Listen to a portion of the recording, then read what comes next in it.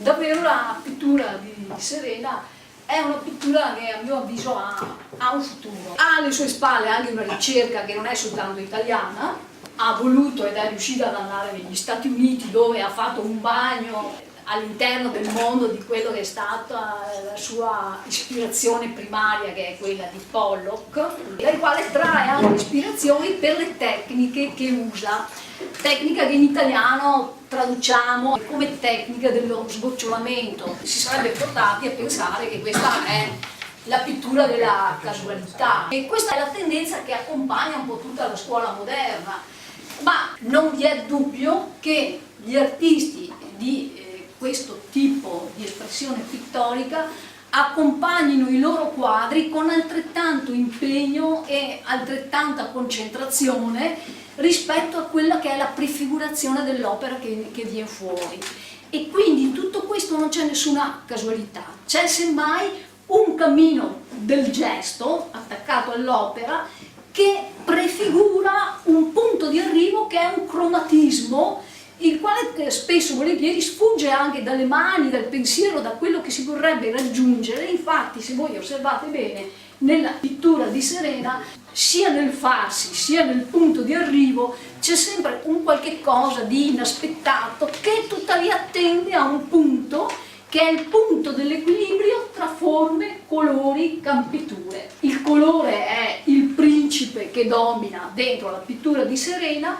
Io lo definirei un paesaggio del colore, un paesaggio in cui noi possiamo intravedere delle forme pittoriche che hanno a che vedere con il reale, ma che più spesso richiama un paesaggio interiore. E come diceva Calvino, questo fa sì che lo spettatore, il lettore, l'osservatore del quadro, a modo suo nel reinterpretare il quadro, un po' lo faccia in complicità con Serena. E in questo circuito mi piace pensare che ci sia un fortissimo dinamismo in questa pittura, che non sia affatto una pittura statica, è una pittura che richiede una collaborazione visiva che ne moltiplica i significati e i sensi all'infinito.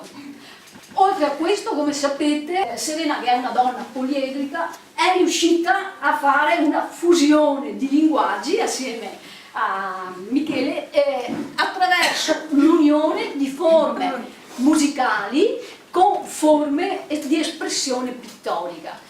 Ed è questa contaminazione dei linguaggi che crea a sua volta un circuito di senso, di significato, che danno la possibilità di entrare in un mondo polidimensionale, dai linguaggi e dalla contaminazione di linguaggi, che è esattamente il mondo in cui viviamo. Va a vantaggio però di Serena l'interpretazione di questo mondo e il fatto di diffondere questi linguaggi in modo molto diverso da quello del futurismo. Io trovo nella pittura di Serena piuttosto uno sguardo al sapere con molta ironia interpretare all'insegna del dinamismo di una modernità, ma anche all'insegna di una nota di grande ottimismo. I suoi colori lo dicono, che non è così facile in questo momento, che spinge invece verso una lettura postmoderna di tipo decadente. Io trovo questo segno e questa nota di vitalità